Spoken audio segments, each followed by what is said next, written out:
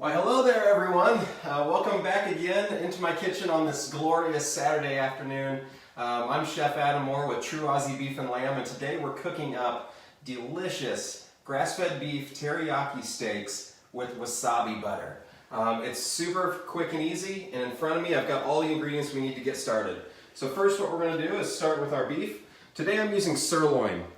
Super lean, tender, very high in zinc and iron because it's grass-fed and from Australia. Also high in omega-3s, which is very healthy, but this is a very lean cut of meat. You can also use things like ribeye or any other steak cut like New York strip that you would find at the store as well.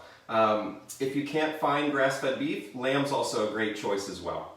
So first what we're going to do is we're going to make our marinade. This teriyaki marinade is super simple. I've got a teriyaki sauce that's here. I'm going to add that in.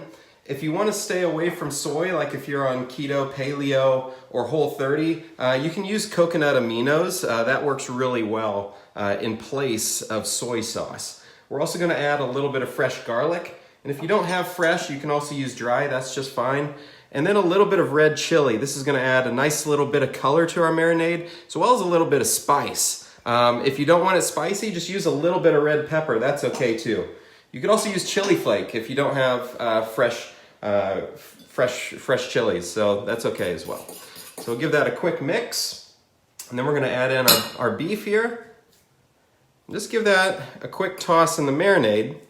Now, we're doing a little movie magic today, so we're going to move quick, but at this point, I would cover this and put this in my refrigerator, probably for about 2 to 4 hours. There's a good amount of salt that's within the teriyaki, so it's really going to infuse the steak nicely with flavor. You could put it up there to overnight, but I would just leave it no more than probably 2 to 4 hours within that. As always, as I'm cooking, feel free to ask questions. I'll be happy to answer them live, or if we don't get to them live, we can also answer them after this is done.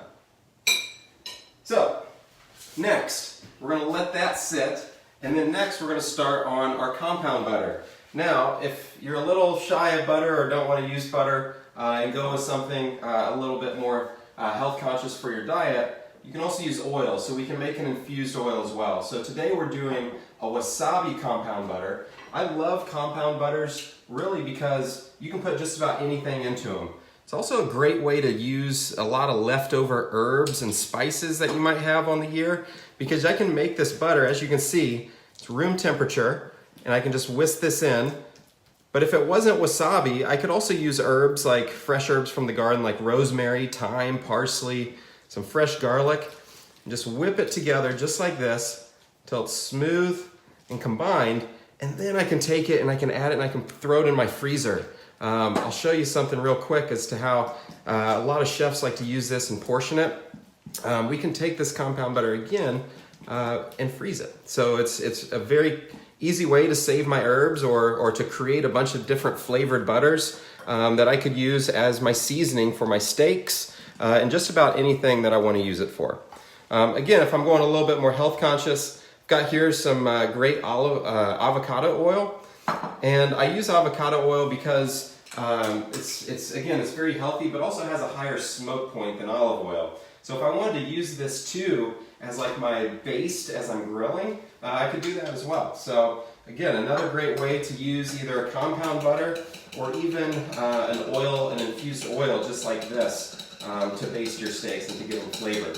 Again, if I was using herbs, I would just add herbs to my oil and I would let that sit at room temperature for a few days to infuse before then putting it into something like an ice cube tray that I could throw into my freezer, freeze that, and then when I'm ready to use it later, just thaw it and use it. Super easy. So as you can see, wasabi is fully incorporated. If you don't have wasabi, fresh grated horseradish also works really well here. I like this wasabi not just for the flavor but also the color. Now, what we're going to do, I'm going to leave this here and then we'll come back to that in just a minute. So let's go outside and we'll start grilling our steaks. And Adam, what's the shortest amount of time you should marinate that steak?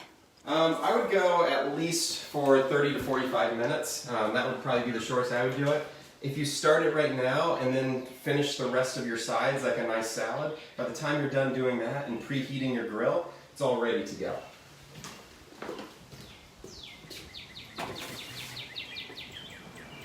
So I've got my grill preheated right now. I have this over pretty high heat, but I'm going to turn this down just a little bit because that teriyaki marinade, especially with the garlic, is going to be prone to burning. Before I start, the way that I'm going to prepare my grill is first I want to make sure that my grill grates are nice and clean. This is a trick. If you don't have a wire brush at home, you can use a little balled up piece of aluminum foil just like this to scrape on your grates to clean that off. Nice little restaurant trick. Because as you see, it starts to form like that, and it's going to catch all those little bits. So we can clean that real quick if I didn't have a wire brush. And sometimes with those wire brushes, I like to stay away from the ones that have really thin wires that are just kind of hooked into the plastic brush. You can get those caught in your grate and eventually find those in your food. So always look for something that is either tightly wound or doesn't have a lot of those little wire bristles. Or just use foil. So that's done there. And the next thing I'm going to do is just I've got a nice paper towel here that I've soaked in a little bit of oil. Again, this is a high heat oil. You can use canola, avocado, etc. I wouldn't use olive oil here because it's going to smoke pretty easily and burn off quickly. So there I've got my grates all ready to go.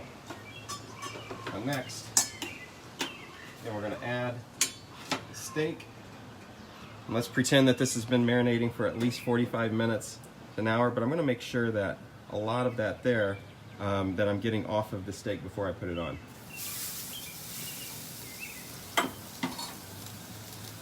I'm going to turn my heat down just a little bit to make sure that that doesn't burn right away. And then we're going to let this go. Because grass-fed beef is so lean, as you're grilling, you want to make sure that you're cooking it just a little bit less than what you would do with traditional beef. I try to go around 25% less, so a few minutes less than what you would do. A steak like this, we're probably looking at about 4 to 5 minutes on each side to get to that medium to medium rare temperature. Especially if I'm starting with a really cold steak, you're going to want to keep the temperature low so you don't have a burnt exterior part of your steak and then the inside be raw. So I like to let this marinade at room temperature right before I start grilling, so then I get a great sear on the outside, but yet the inside is a perfect temperature. And what cuts can you use, Adam, for this? So really any steak cut, any grass-fed beef steak cut is perfect for something like this. I'm using sirloin today, but you can use New York strip, ribeye. If they have skirt steak, you can use that as well. Really just anything that's as a steak cut. And if you want, like one of the things that I used to eat when I used to work in restaurants was like the poor man's steak, and we would literally take like hamburger, form it into a steak, grill that, and that would be our steak for the evening. Come a long way since then. So another cool thing, as you're grilling, or since my temperature's down, I'm not really getting that mark that I'm looking for. But if you want to get those nice like triangle marks on your steak, you can just start like this and then 45 degrees, twist like that to get those nice diamond shaped marks on your steak. So if you want to impress your friends and make it look like a really chef-cooked meal, that's a great way to go with your steak on the grill. Another question is, can you use corn oil? Absolutely, yeah. Corn oil burns pretty hot, so it would work perfectly here too. So I've already got a steak done. We're not going to watch this puppy cook, so I'm going to go ahead and cut the heat so I can enjoy that later. And we're going to go inside because I've got one that's already done.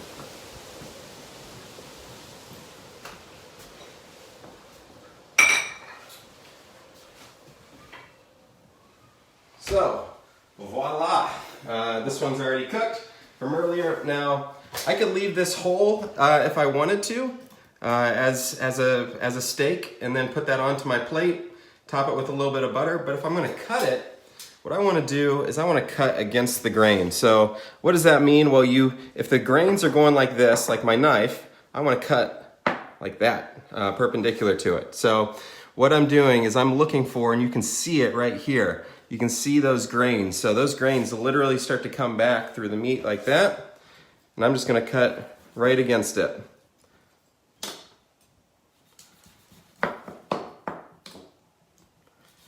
And so again, I like to go about medium rare with my grass-fed beef. Any more than that really starts to dry out the meat. but this is sitting right about medium. So what you want to do is you're really wanting to go about 10 degrees less on your steak cuts, and then let them rest. So let them rest as soon as you take them off the grill for about 5 to 10 minutes. That's actually going to carry over the cooking temperature and bring it up about 10 more degrees as it sits off the grill. So if you want something medium and you're aiming for 140 degrees, take it off the grill at 130 and let it sit for about 5 to 10 minutes. It's going to keep all those juices right inside the meat, but also it's going to bring it up to that cooking temperature and that desired serving temperature that you're looking for. So get that out of the way. Got our plate. So this, I would just present kind of nicely, just like that, nice and shingled. And then this is the point where I want to add either my infused oil or a little bit of that compound butter. So what I'm going to do here is add a little bit of that butter. It's right over the top. And if this was a searing hot steak fresh off the grill, that butter would just melt right into it. And that also creates my sauce. So because I cooked this earlier, it's not quite doing the same effect, but we'll make it up right here with a little bit of that infused oil, which also works really well. And then I've got a delicious little side salad here that literally all I'm going to do with this is just find some of the freshest vegetables that I can find at the store. So right now, carrots look great, cucumber, tomatoes, even radishes are all looking really good right now. I mean, this is like peak produce time, so like always try to find some of the freshest stuff. So again, some of that nice radish. Got some delicious different multicolored tomato and a little bit of red onion. You just really want to go for a lot of color. And then I'm just going to simply just squeeze over just a little bit of lime. I also like to use a little bit of citrus right at the end to put over my steak as well. So like I like to put like a nice little squeeze of citrus right over that. That's pretty much my seasoning there. And then just add this right on the side. Just like so. And if you go to our website, trueausiebeefandlamb.com/summer, you'll find a bunch more recipes just like this one that you can cook, or some recipe inspiration. We'll also put this down in the comments so you have this later. And then, one of the things we'll do, so this is our finished plate here. And again, go to trueausiebeefandlamb.com/summer for more recipes like this. I'm going to show you what to do with that compound butter right before we go. So I've got a little bit of plastic wrap. And Adam, is that mixture of the compound, is it wasabi or avocado? That's wasabi. So it's a wasabi paste. If you can't find wasabi paste, you can use, if you can find fresh, that would be awesome. That would probably be really hard to find unless you're on the West Coast or at a specialty store, or using something like prepared horseradish would work out great. But heck, you can put anything into compound butter. So if you wanted to make an avocado compound butter, that would be killer too. Really, it's a great way to use a lot of leftover herbs, really anything that you would want to flavor either meat or vegetables with. So this is a great way and an easy way to portion it as well as to store it. Literally all I'm going to do is just wrap it over just like that. And then I'm putting it right into a nice little portion like this. Now you see it's a nice little round cylinder, just like that. All I have to do is then take this, put this in my freezer. Once it's frozen, unwrap it, and then cut it. Simply cut it into the portions that I want. So instead of spreading it over the top like that, I can literally take a whole steak and just put a little portion of that. So that's it. Super, super quick and easy. Great way to make compound butters. Delicious. Goes with steak today. Again, this was a teriyaki glazed steak with wasabi compound butter. For more recipes like this, trueausiebeefandlamb.com/summer. Or we have this really funny personality quiz that's going on the site. that if you're not checking out for recipes, check it out for the personality quiz. It's trueausiebeefandlamb.com/Aussie quiz. Again, we'll put this down in the comments below so you can go and check that out. I haven't taken it yet, but I've heard a lot of really funny things, so I think I'm going to go do that next. And again, if you're cooking at home, make sure you tag us with Be Awesome. And again, thanks for joining me, and happy cooking.